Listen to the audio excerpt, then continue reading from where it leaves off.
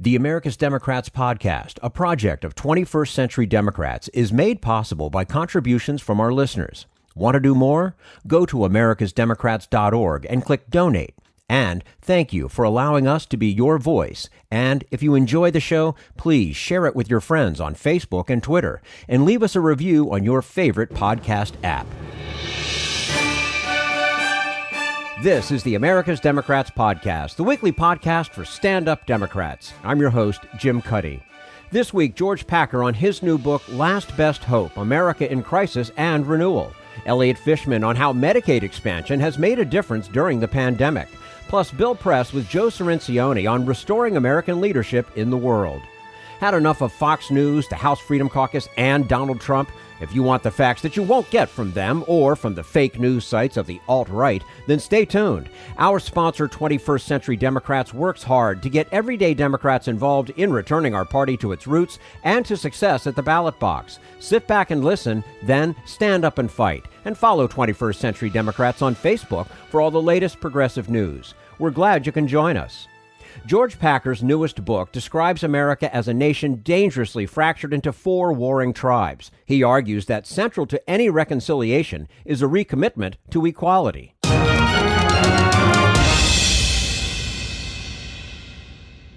And we say hello to George Packer, staff writer for The Atlantic and noted author. His most recent book, Last Best Hope, America in Crisis and Renewal. George Packer, thanks so much for joining us today on the America's Democrats podcast. It's my pleasure. Our pleasure is ours. As your title indicates, America is in a crisis. Now, this is hardly the first time for that, but what makes this crisis different?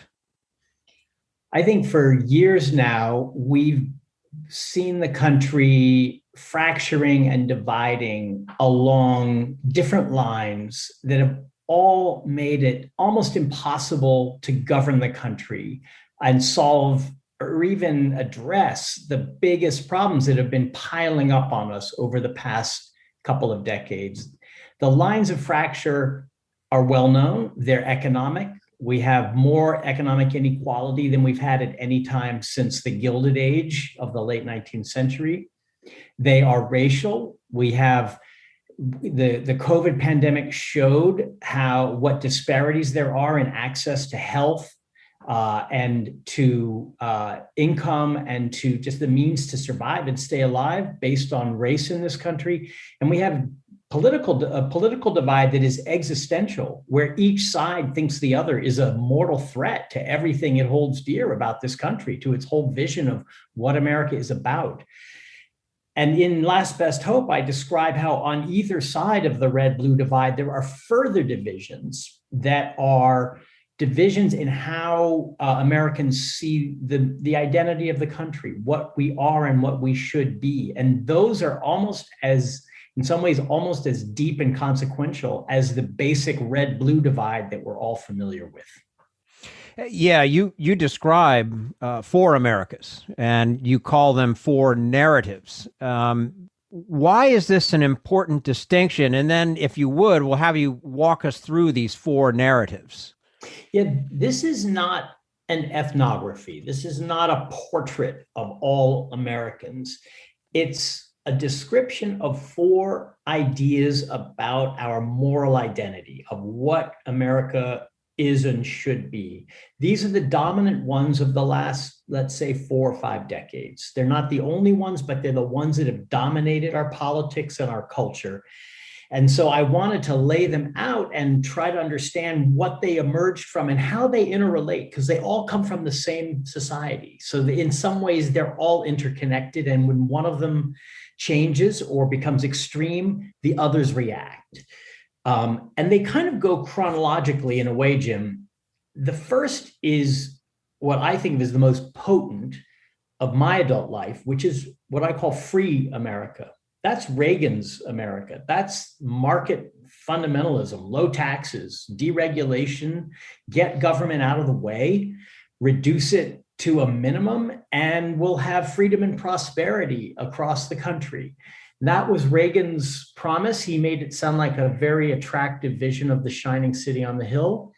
But over the years, it did not live up to its promise. Instead, it created extremes of wealth and poverty. It created corporations so powerful that they became monopolies, and it disempowered workers. It crushed the union movement, and it left America economically, as I said, more divided than we've been in a century or more.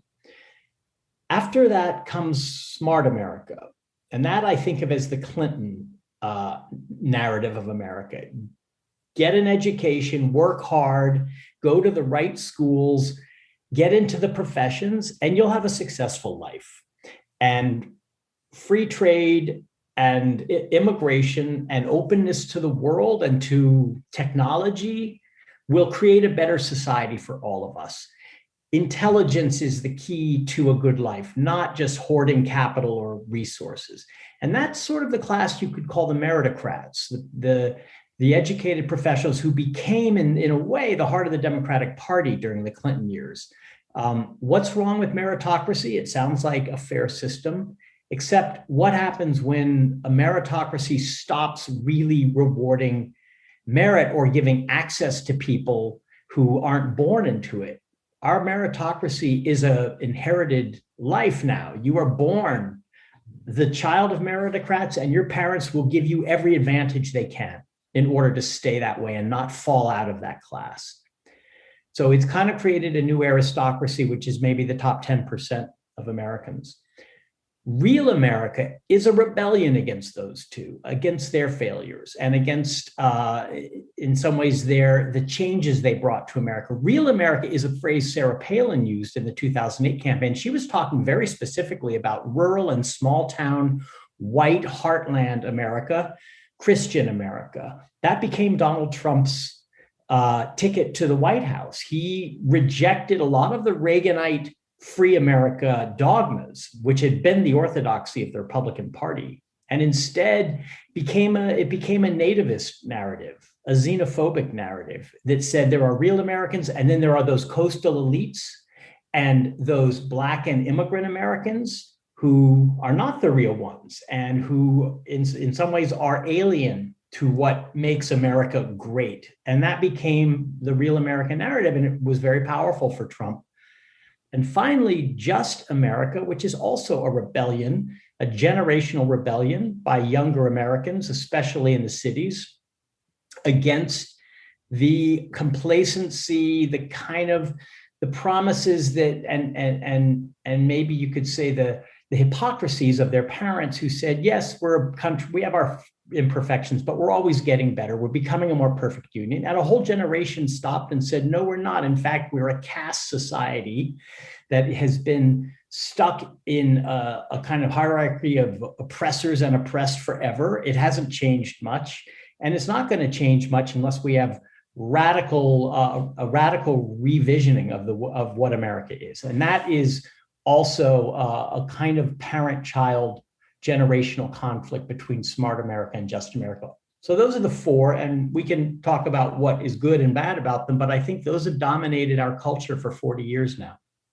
Yeah, and in reading that those descriptions and those narratives, if you will, it kind of opened my eyes a little bit to, it's like, gosh, I hadn't thought of it that way, but when you lay it out that way and you go back in history and you look at each of these administrations and where we were, where we became, where we went, it all makes a lot of sense. How have you come to understand what drives this kind of splintering? And when did you see it beginning? Did it start with Reagan?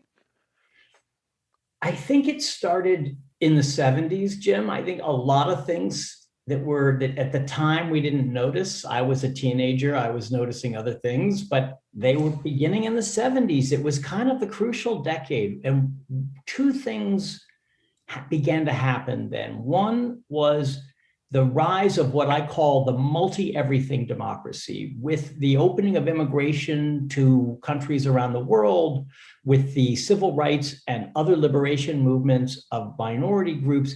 America was becoming, for the first time, a country that did not look simply like white men, and that was not dominated entirely by white men. And that was a huge change for the better in diversity, in inclusiveness.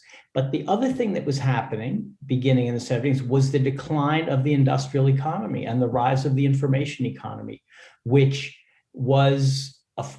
became a new form of class hierarchy. It created winners and losers on an extreme scale, so that people who might have been benefiting from the growing inclusiveness of the country were being punished by the new economy, which didn't reward their skills and instead demanded a postgraduate degree and analytical abilities in order to have a good income, and beyond an income, a kind of a status that was respected in society. So at the very same time, new groups coming in and new hierarchies forming. And I feel like that created a conflict, a kind of competition for status that led to this fracturing, that led to groups seeing one another as threats rather than as fellow Americans who disagreed about issues, but could somehow govern ourselves together and figure out how we could solve problems.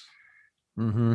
We're speaking to George Packer, staff writer for The Atlantic, noted author, most recent book, Last Best Hope, America in Crisis and Renewal, the topic of today's conversation. George, your book not only explores how we got to where we are today, but how we can get out. But first, what happens if we don't? I mean, we're facing that every day. Right now, it's 115 degrees in Oregon.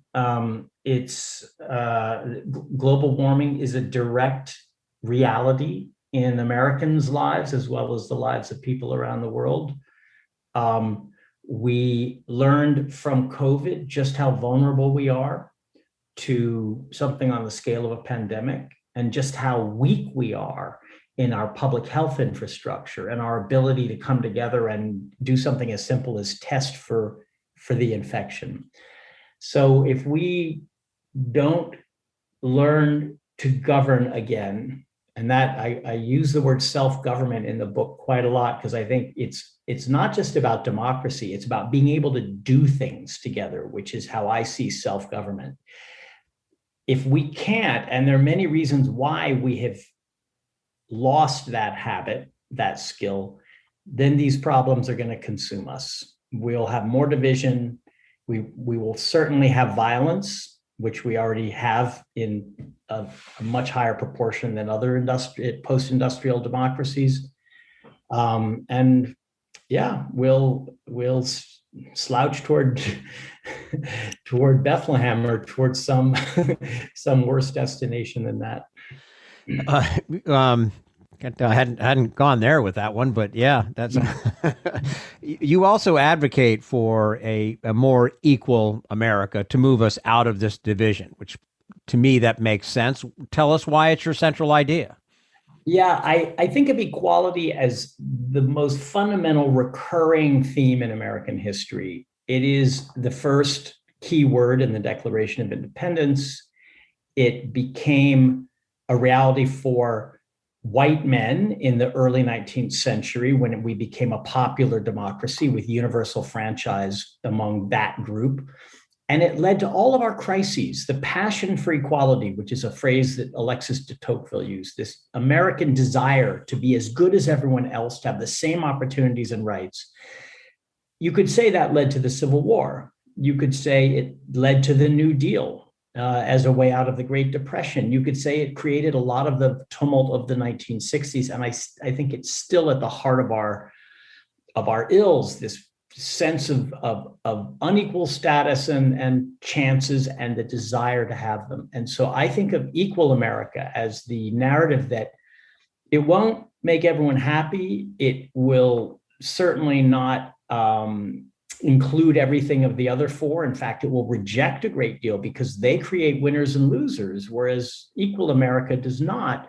But I think it's the narrative that answers the deepest desires of most Americans and has the best chance of lowering the temperature of our politics. And by the way, I think it's Joe Biden's narrative. If I were to give his various policies a phrase, which he hasn't done, I would call it Equal America. And he seems to have the right instincts, perhaps because he doesn't really belong to any of the four other narratives I described. In some ways, he precedes them. He's a creature from a different era.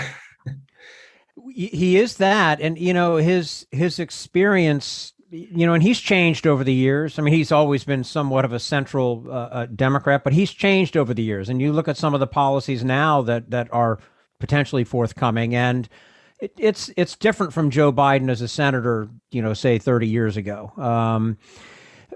But George, how do we even begin to move toward the America you envision? And speaking of politics, what is the role of politicians in that process?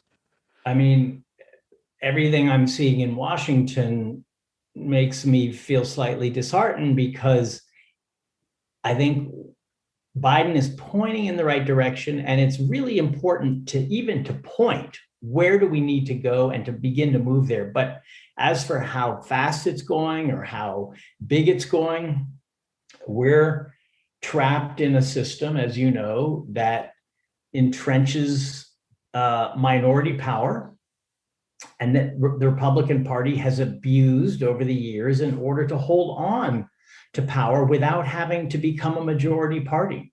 They had a choice. Either we expand our electorate and compete for the majority of votes, or we narrow our electorate and use and abuse the tools of our constitutional democracy to hold on to power with a minority vote. That's what they're doing across the country and in Washington. So the filibuster at the moment seems to be one of the major impediments to equal America. But we're stuck with it. I don't have an answer to that. And anyone who doesn't have an answer to it can't simply rail against it, but has to say, okay, so we don't get everything that I think we need. I think the American Jobs Plan, the American Family Plan are absolutely in sync with what I'm calling equal America. Is $1 trillion enough? I don't know. I'm not an economist. I'm not a policy expert, but I like the fact that the right issues and the right paths are now front and center. And we're arguing over money and over the votes in the Senate, rather than, at the moment at least, the party in power is not arguing over the basic direction we need to go in. Too often, and especially in recent years, it's not about the big picture. It's about what's going on right now. It's not, this dollar and cents thing. Open up your eyes. Look at the potential for that type of investment. That's what it is. It's an investment, and I think that narrative needs to be drawn out a little bit better. Exactly, and it's an investment in red and blue areas. So absolutely. Biden was in Wisconsin recently and spoke about increasing broadband to rural areas. Who does that benefit? Probably, for the most part, Republican voters. And it's one of my bets in the book that if we can move a little closer toward equal America, we will not end the partisan viciousness and acrimony, but the temperature will go down, because people will not feel as though their whole way of life is at stake. And instead, the culture wars will continue, but at least a sense that government can actually get things done on people's behalf to improve their lives could be proven before their eyes. And that, I hope, would give us that ability to come together a little bit more, or at least to stop seeing one another as existential threats. Mm-hmm. Yeah, we are all on the same team, and I think we need to realize that. George Packer, staff writer for The Atlantic, noted author, most recent book, Last Best Hope, America in Crisis and Renewal. George, we appreciate your time with us today. Would love to have you back again soon. I do it anytime. Thanks, Jim. Thank you. And this is the America's Democrats podcast, the weekly podcast for stand-up Democrats.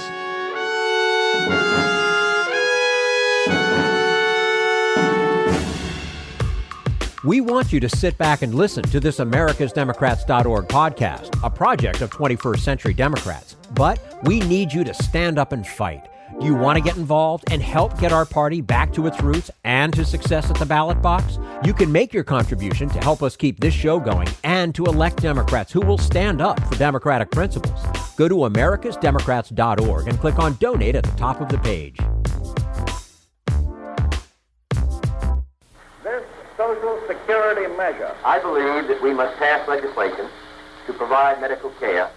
This is our tradition. When our grandparents came to America, it was the Democratic Party which said, welcome. It was the Democratic Party, the party of Roosevelt and Truman and Kennedy and others, who said that America belonged to all its people, not just a handful of the rich or a few giant corporations. That's why great leaders like FDR fought so hard for Social Security, and why JFK stood up to the insurance companies and their Republican allies to get Medicare. It's not just one thing, or one time, in one place. It's about a whole history of standing up to the Republicans and saying someone has to be on the side of regular working people in America, whether it's defending Social Security or just the way your loved ones are treated on the job. That's what the Democratic Party is all about. And that's why this message has been brought to you by the Democratic Party. Working people like you and me. Paid for by 21st Century Democrats. Not authorized by any candidate or candidates committee. This is the America's Democrats Podcast, the weekly podcast for stand-up Democrats. Coming up next, the powerful impact of Medicaid expansion. But first, we turn to Jim Hightower, America's #1 populist, for his common sense commentary. It's time for America to go back to the future. The future of true greatness created by people united to build a strong nation for the common good. From the start of our United States, Americans have backed leaders who dared to do big public projects. Jefferson, Lincoln, TR, FDR, Truman, Ike, JFK, and LBJ all dared to achieve bold goals.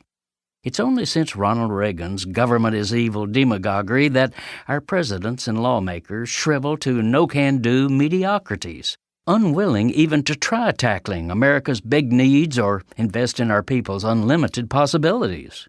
Their failure is why our nation's infrastructure, once world-class, has deteriorated to an embarrassing 16th in the world. It's hard to muster any national pride in chanting, "We're number 16." But surprise, here comes Joe, a lifelong go-slow Democrat, unexpectedly proposing a get-serious, roll-up-our-sleeves $2 trillion package of investments to modernize and extend America's collapsing infrastructure. In addition to roads, bridges, and dams, it gives a long-overdue boost to such needs as rural high-speed broadband and providing affordable child care facilities, all geared to creating good union jobs and lifting local economies. Even more transformative is Biden's Back to the Future method of paying for this Rebuild America agenda by returning to progressive taxation. Instead of the same old no-tax, laissez-faire extremism that Washington has practiced for 40 years, Biden will at long last demand that multinational corporate behemoths stop dodging their tax obligations to America. It's the same fair tax policy that funded our nation's real needs in the past, while also increasing productivity and raising living standards for millions of working families. This is Jim Hightower saying, let's do it again. The Hightower Radio Lowdown is brought to you by our new Lowdown Happy Hour, now live streaming on Facebook from the Chat and Chew Cafe, with kick-ass political spark plugs like Beto O'Rourke, musical champions like Marcia Ball, and grassroots change makers like the New Georgia Project and People's Action. The Lowdown Happy Hour is reaching out to you to help put the move in movement. So grab a libation and join the fun. Details at hightowerlowdown.org.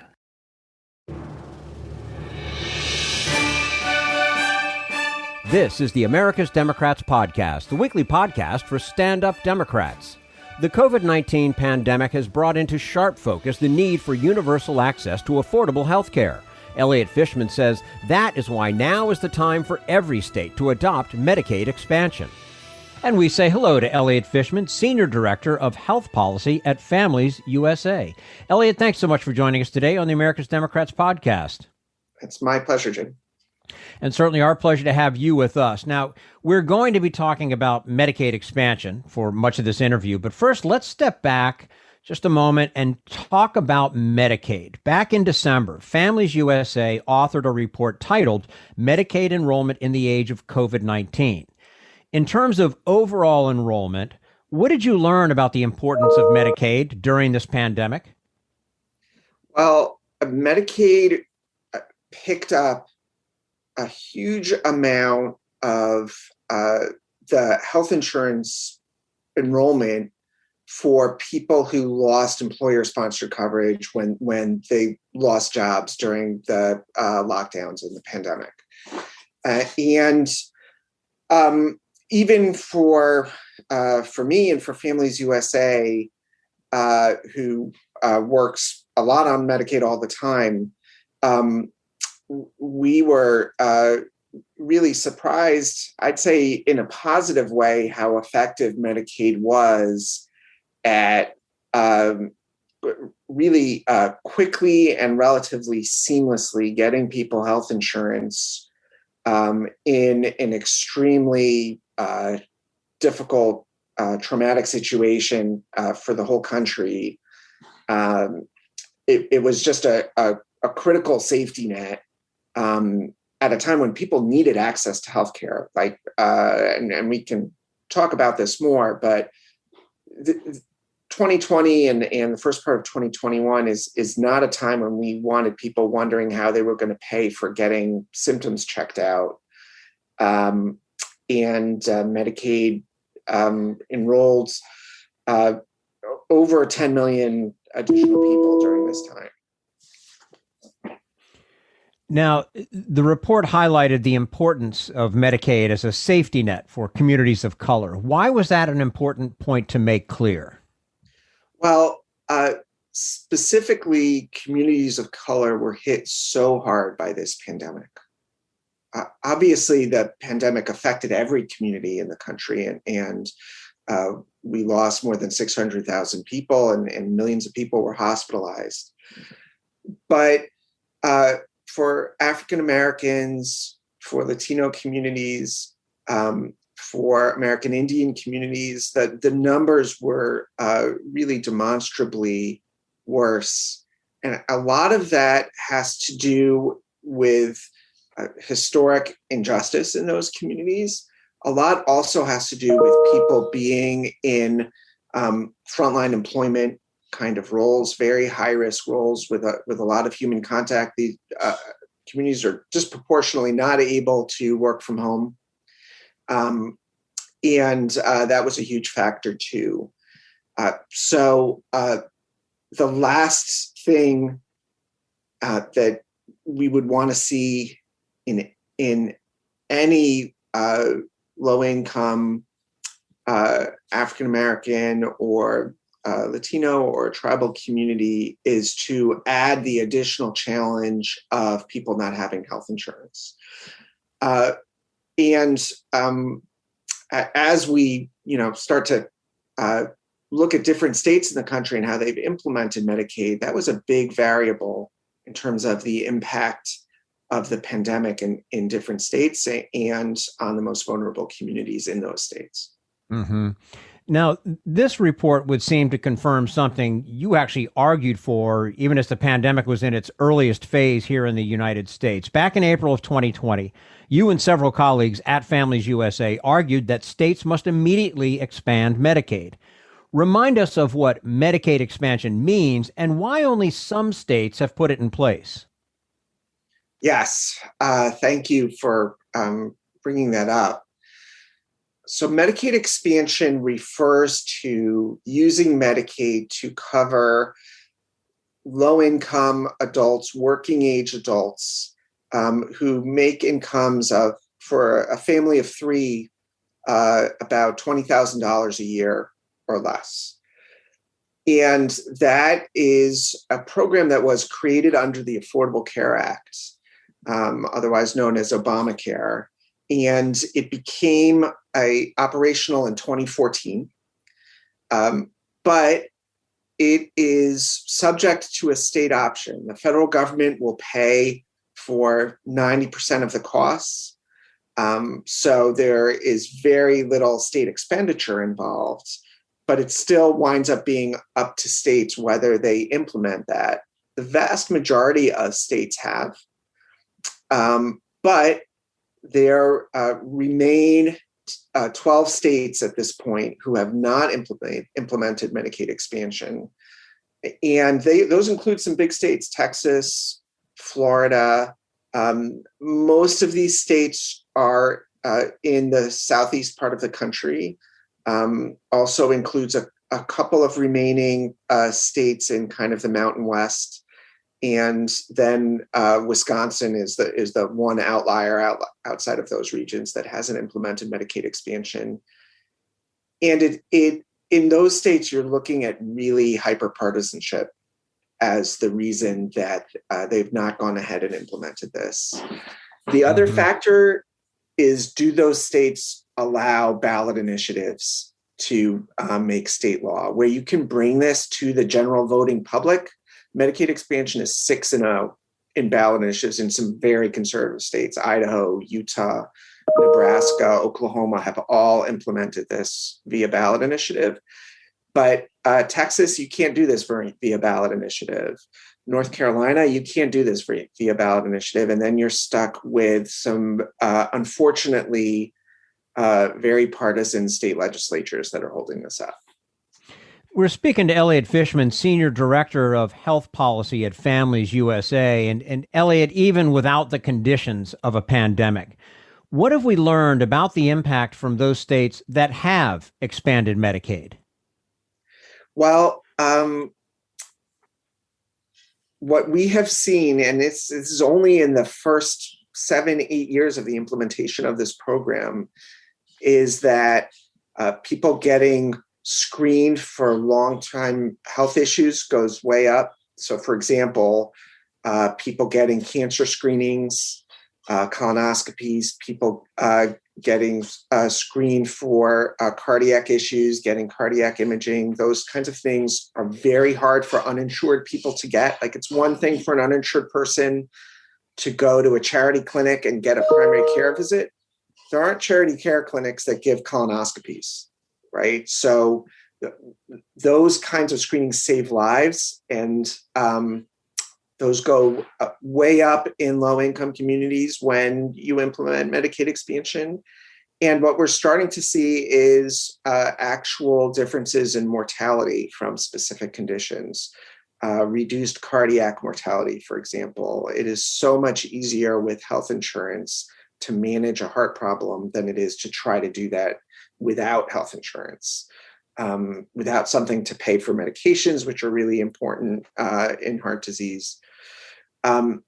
So improved access to healthcare, improved access to medications, and ultimately improved health and reduced mortality. That's what we were seeing before the pandemic hit.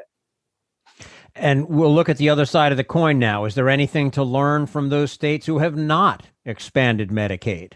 So something that we unfortunately saw and released a report about is at both the state and county level, COVID-19 mortality was higher in places that had not expanded Medicaid and higher in places that had more uninsured people. And in a pandemic, that's not only about the uninsured people themselves being at higher risk, but everyone who they come in contact with is at higher risk, right? So we really saw kind of a multiplier effect where the broad community risk correlated very highly with the number of uninsured people, and the number of uninsured people correlates very highly and dramatically with whether a state has expanded Medicaid or not. It's the single biggest factor in the level of uninsured in a state is whether they have expanded Medicaid or not. Now, before we let you go, what are the political barriers to Medicaid expansion? And quite frankly, can they be overcome? So that is the question of the hour, I would say. And I say that because we're in the middle of a great legislative push in Washington, D.C. that is around the Biden domestic agenda, and people who follow politics have seen, lots of discussion around infrastructure and very big spending numbers getting thrown around. One of the issues that is going on as part of that debate is there really hope to get to Medicaid expansion in the states that haven't done it yet? And at some point, should the federal government just step in and get people covered in those states? Because hyperpartisanship doesn't seem to be going anywhere at the state level. And you see a dynamic, which is very discouraging, in which Republicans in these non-expansion states don't really see themselves as accountable, not just for the health of the public in those states, but we've seen Republicans trying to, and successfully, unfortunately, delaying the implementation of Medicaid expansion ballot initiatives in a number of states, where it's like the people have spoken, like this should be a settled issue, and they're still fighting it. And it takes years. Eventually, we've gotten there. But when people don't even consider themselves accountable to a ballot initiative majority, never mind think of themselves as responsible for the health of the people of their state, when they only consider themselves accountable to a partisan agenda and to their primary voters, it's very difficult to get through that. So that we continue to fight at the state level, and we have wonderful, sophisticated campaign organizations at the state level who are fighting for this. But I can't say that I am feeling like this is a problem that's going to go away on its own. Mm-hmm. Well, we can only hope, and we only can wish you the best in your continued fight. Eliot Fishman, Senior Director of Health Policy at Families USA, joining us today on the America's Democrats podcast. Eliot, we certainly appreciate your time with us today. We'd love to have you back again soon. Thank you so much, and I would be very happy to be back again. Well, thank you. And this is the America's Democrats podcast, the weekly podcast for stand-up Democrats.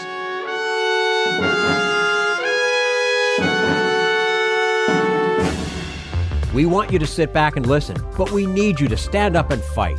Help get our party back to its roots and to success at the ballot box. Make your contribution to keep the americasdemocrats.org podcast, a project of 21st Century Democrats, on the air, and help elect stand-up Democrats. Go to americasdemocrats.org and click on Donate at the top of the page.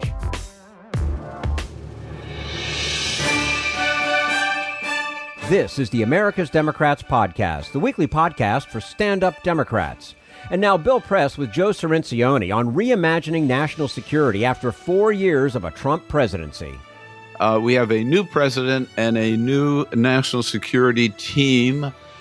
Give us your take on how good this team is. They up to the job? Well, the team is excellent. This may be the best national security team we've seen since George H.W. Bush, the team led by James Baker and others. Excellent, outstanding personnel, clearly the most diverse team we've ever had, gender, ethnic identity, not so much in ideology. They tend to be very centrist. They represent the sort of the Biden wing of the party right now. And they're not yet in place. We'll get to that. But, he's only got his top leadership in so far. He's still waiting for all the other assistant secretaries, undersecretaries to take his place. So we haven't seen the team fully operate yet. Why aren't the rest of them in place? Is it that Biden hasn't appointed or Congress has not confirmed? He's been pretty good on the appointments, but Congress is dragging his heels. Particularly the Republicans are putting up specious objections to, for example, the Undersecretary for Arms Control and International Security, claiming that she was involved in an advisory group for the State Department at the time a decision was made to end the investigation into the Wuhan laboratory that might have been the start of the virus. Things like that, completely unrelated, but they're putting them on hold. Approved by the committee, can't get a confirmation vote on the Senate side. So things are going very slowly, and you've got a very hawkish Senator Robert Menendez in charge of the Senate Foreign Relations Committee, so Biden has to be careful that he doesn't engage in any controversial foreign affairs issues that might jeopardize his nominations, particularly around the issue of Iran. So in dealing with challenges in the world today, what kind of a handicap does the Biden administration face because of after 4 years of Donald Trump? Well, this is largely what Joe Biden is doing. He's repairing the damage. I think of him as having two major goals in foreign policy and national security. One is restoring American leadership, and the other is redefining national security. These are complementary in my mind, but they're in a certain tension with each other. For example, the different wings of the Democratic Party will favor one over the other. Centrists favor restoring American leadership, a return to the status quo pre-Trump, the damage that Trump did to the alliance systems, but also correcting the damage that George W. Bush did with his invasions of Iraq and Afghanistan that put us in a hole and made many people around the world question American leadership. Obama began that repair job, but never really completed it. Trump came in and just took a wrecking ball to the whole thing. So you see Biden doing that in his visit to NATO, for example, in his summit with Putin. Progressives are more attracted to the other, looking for a expanded, modernized view of what constitutes our national security. I think Biden's focusing on the first so far, but you see elements of what he calls reimagining national security already coming out in his goals, in his rhetoric, in his speeches. So you think he's open to that second goal? He's open to what progressives want, even if he's not there yet? Oh, very much. I mean, this is one of the most exciting things about the Biden presidency. As I say, he's from the centrist wing, but he's embraced this idea of reimagining national security, something that many people have been talking about, particularly since the pandemic began. I've written on it, for example. And when he introduced his national security team in November of last year, Jake Sullivan took a good part of his 3 minutes. He's the new national security advisor, the youngest national security advisor in history, to say that Biden had tasked them with reimagining national security. What he meant by that was to include the pandemic, the economic crisis, the climate crisis, technological disruptions, threats to democracy, racial injustice, and inequity in all its forms. And you can see Biden doing this. He means this. He thinks that America's strength comes from America being strong. You hear him say the phrase, a foreign policy for the middle class, or leading by the power of our example rather than the example of our power. So you hear him say these things, and that's why he's concentrating on the pandemic, on the economic recovery, on racial justice, voting rights. He thinks these are essential to a strong national security. If he carries this through, it could be a really breathtaking transformation. Yeah, it's an interesting parallel to Biden's definition of infrastructure, which today, of course, is a lot more expensive than it was in the 1950s. And some of the Republicans in Congress are stuck with the 1950s of roads and highways only definition. Back to foreign policy, Joe. If you look around the globe today, what would you tick off as the 3, 4, or 5 major challenges? Just mention them, and then we'll go back and talk about each one. Well, I think you'd have to say that it was getting out of Afghanistan, getting back into the Iran deal, setting limits for Putin, and perhaps avoiding a new unnecessary conflict with China. These are some of the tough challenges that I think he faces. So let's start with Afghanistan. There are critics who say that he's pulling out too soon, and that chaos will certainly follow. Did Biden make the right decision? Oh, I think he definitely did. And as he says in his speech defending his decision, how many more thousands are we going to commit to this?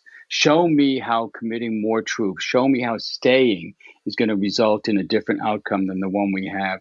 This is a war that started out well and succeeded in its original mission, disrupting al-Qaeda, routing them from the country, but then veered seriously off course, never really had a defined series of objectives or a strategy of how to achieve those objectives. And we've engaged in 20 years of futile nation building at great cost in lives and treasure. No, George W. Bush should have pulled out. Obama should have pulled out. Biden is finally doing the right thing, the sensible thing. And in effect, and I know you've spoken about this, Joe, Biden's there's a certain risk here, right? I mean, he is basically admitting we lost a war, right? I mean, that took a lot of guts. Yeah, he's trying to avoid the word failure. You hear him avoid that. But that is what this is. This is another failed war. This is as failed as the Vietnam War. This is as failed as the Iraq War. But an American leader really can't say that. But he's cutting our losses. He's trying to not to say that the soldiers died in vain, but I think they did.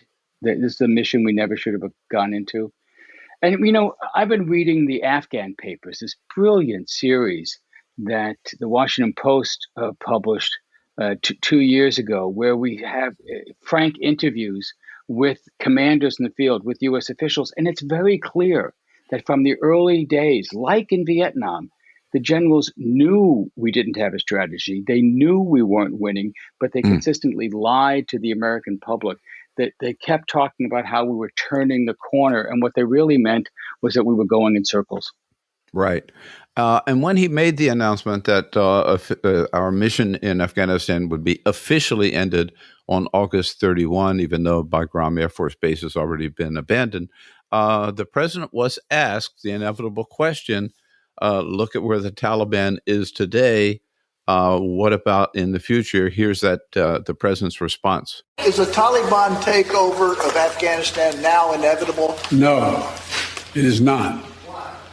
Because you have the Afghan troops have 300,000 well-equipped as any army in the world, and an air force against something like 75,000 Taliban.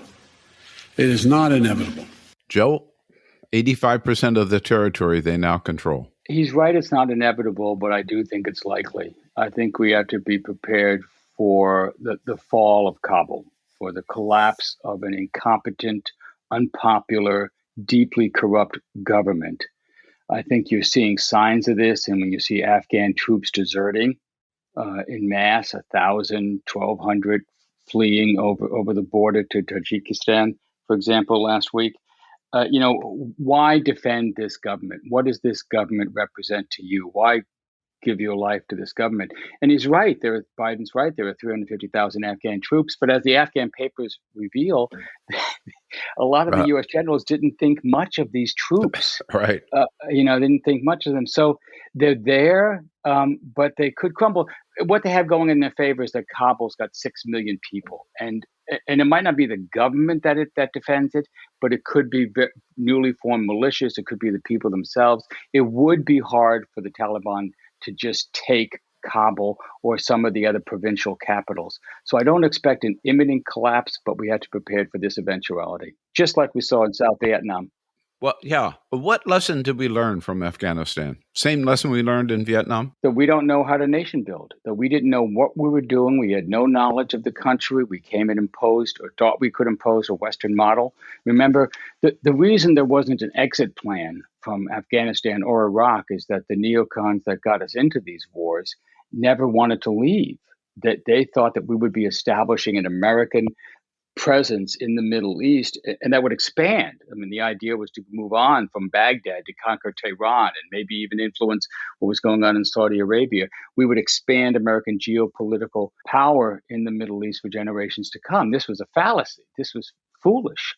This was the dreams of empire. Yeah, we once again learned that America is not good at empire building, and that Afghanistan really is the place where empires go to die. Right.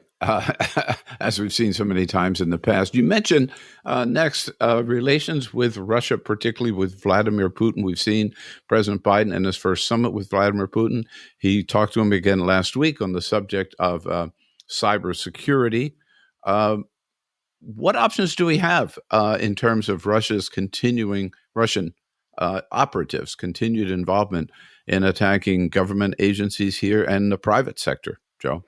Well, remember, the United States is in a very strong position vis-a-vis Russia. We're the ones with the global economy, the global alliance structure. Russia has got an economy the size of Italy's. No offense to Italy. It's on just won the Euro Cup.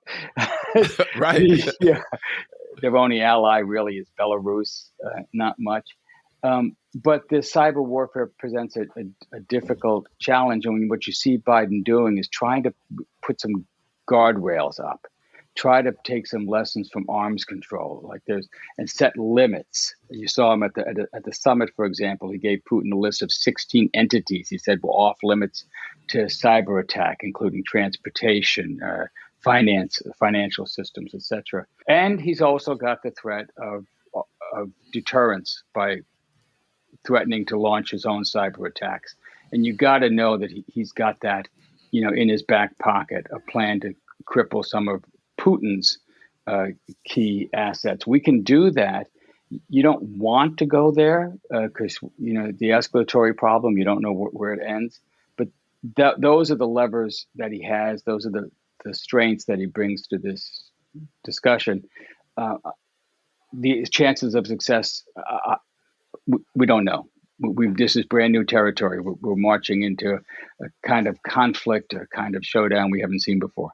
One thing for sure, there's a different kind of relationship between Joe Biden and Vladimir Putin than there was between, again, Donald Trump and Vladimir Putin. Yeah, I'd be interested to see what you think about that. But you clearly, Biden is not subservient to Putin. He's standing up to Putin, but not in a particularly macho way, just in a fairly strong, steady way.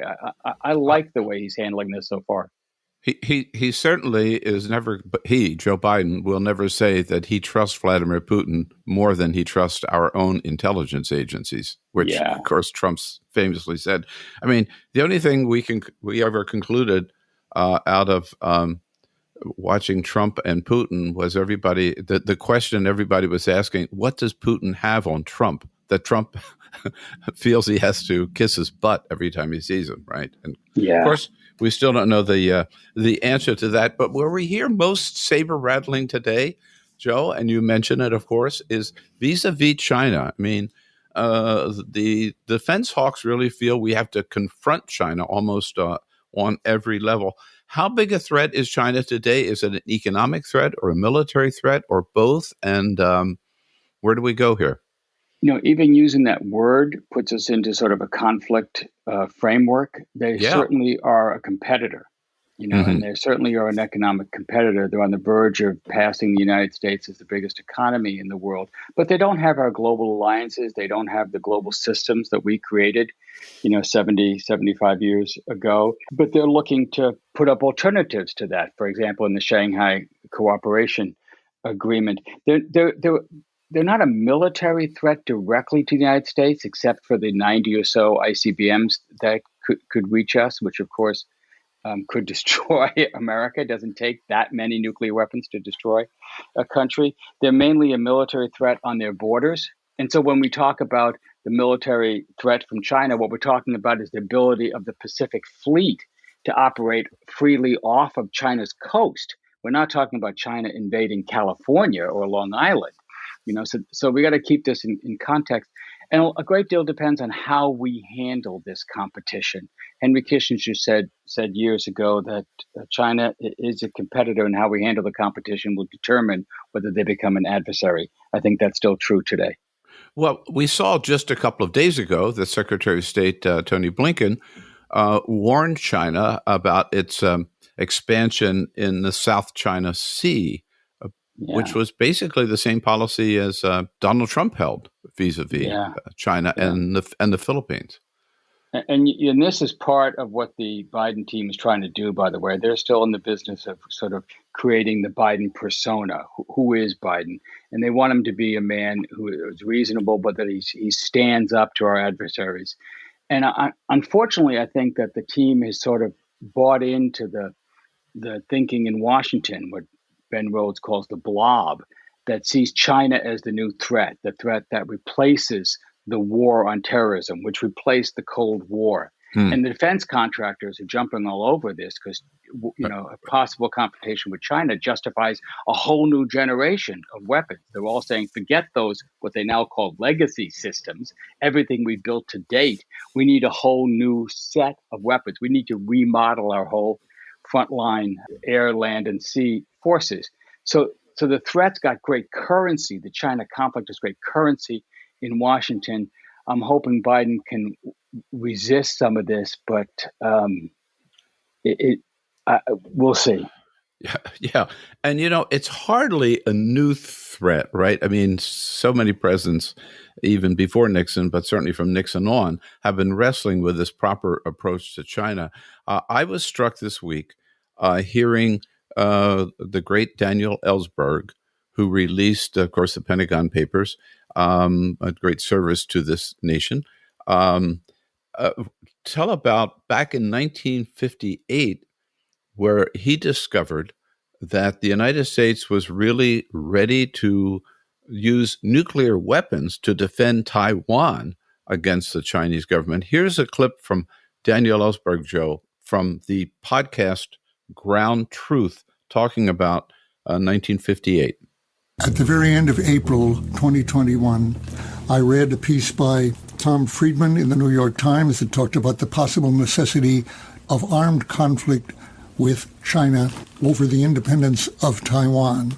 And that, of course, raised in my mind the issue of 1958, when our leaders had decided on the necessity of using nuclear weapons to defend Taiwan. If there is an issue of the possible conflict over the status of Taiwan, in which case almost surely there would be advocates on the U.S. side of threatening and preparing to use nuclear weapons against China. What we know now, which we didn't know in 58, was that such a war would cause nuclear winter. In other words, the whole world is held hostage to U.S. secret policy in terms of defending Taiwan. Is that still our policy today?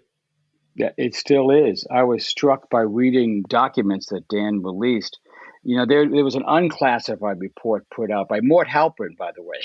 He's the analyst in the Department of Defense who wrote this report a long time ago. But it didn't include these classified portions that Dan released that showed the discussion among the Joint Chiefs of Staff was proceeding on the assumption that we would use nuclear weapons, and that various generals, including the chairman of the Joint Staff, was proposing that we go in, and complained that we shouldn't be dissuaded from using nuclear weapons by what he called some misguided humanitarian intention to limit the war to obsolete iron bombs. Nobody knew. I had never seen this before. The 58 crisis over Quemoy and Matsu, the islands that Taiwan controlled, that the Chinese were shelling at the time, the Red Chinese. We knew all that, and we knew we came close, but we didn't know that the military was planning for this. And still, these are some of the options that are available to us, options that Donald Trump made real by introducing so-called low-yield nuclear weapons that we could use first in a conflict for exactly the kinds of bombing missions that the staff were discussing. We still have a doctrine that allows the U.S. to start a nuclear war, to go first in a nuclear war. This is one thing that Joe Biden could do, and I'm hopeful he might take a crack at changing this doctrine so we don't get as close to nuclear war as we did then and still could. But let me be sure I understand. The United States does not have a no first strike policy?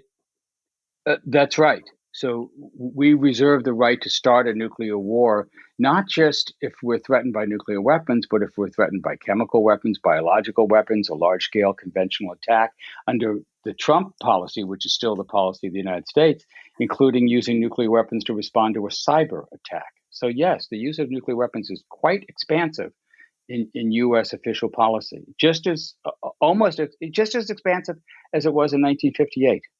Wow, that is stunning and scary. And Joe, you and I remember a time when nuclear weapons was something that everybody talked about. There were people marching in the streets for getting rid of nuclear weapons, or at least reducing the number of them on both sides. It's something that it seems nobody is talking about today. And rather than countries reducing the number of nuclear weapons, my understanding is that both the United States and Russia are now building new ones. What's the status today? Well, after decades of nuclear reductions begun by Ronald Reagan and continued under every president until Trump, we have reduced the world's nuclear arsenals, and U.S. and Russia have about 90% of those weapons. We've reduced them by over 80%. So we've come down a long way. but there are still 13,000 nuclear weapons in the world, most of them held by the United States and Russia, and reductions have stopped. Every single nuclear-armed country is building new nuclear weapons, including the United States. We are in an arms race. Yeah, we are building new types of weapons. We're declaring new missions for these weapons.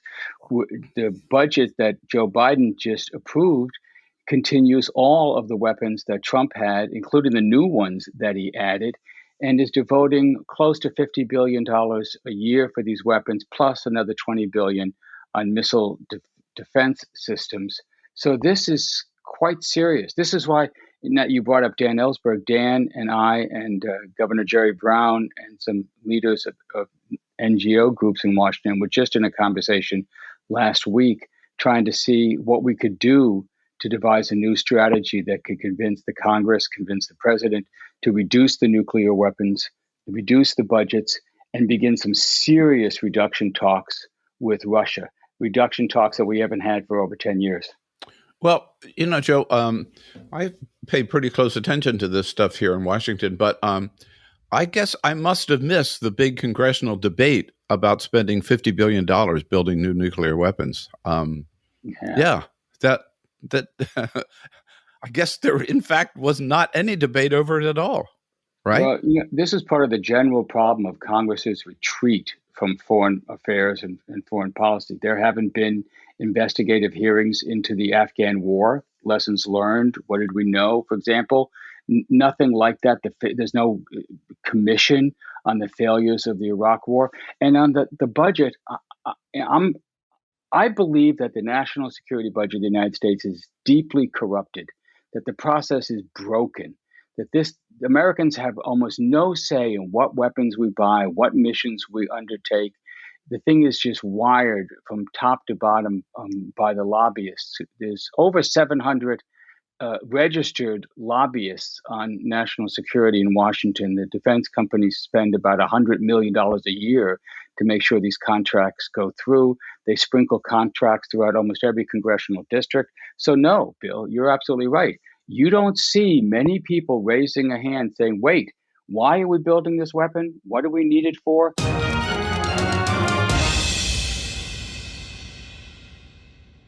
Bill Press with Joe Cirincione. If you'd like to hear the entire episode, visit BillPressPods.com. And that's all for the America's Democrats podcast. Thank you to all who made today's show possible. George Packer, Eliot Fishman, and the entire Bill Press team. And thank you for listening. If you liked what you heard, please get involved in our efforts to keep this show going and to elect Democrats who are bringing the party back to its roots. Go to americasdemocrats.org and click on Donate at the top of the page. And be sure to find 21st Century Democrats on Facebook and Twitter, and leave us a review on your favorite podcast app. For the America's Democrats podcast, I'm your host, Jim Cuddy. We want you to sit back and listen, but we need you to stand up and fight. Join us. Support the americasdemocrats.org podcast, a project of 21st Century Democrats, and help elect Democrats who will stand up for democratic principles with your contribution today. Go to americasdemocrats.org and click on Donate at the top of the page.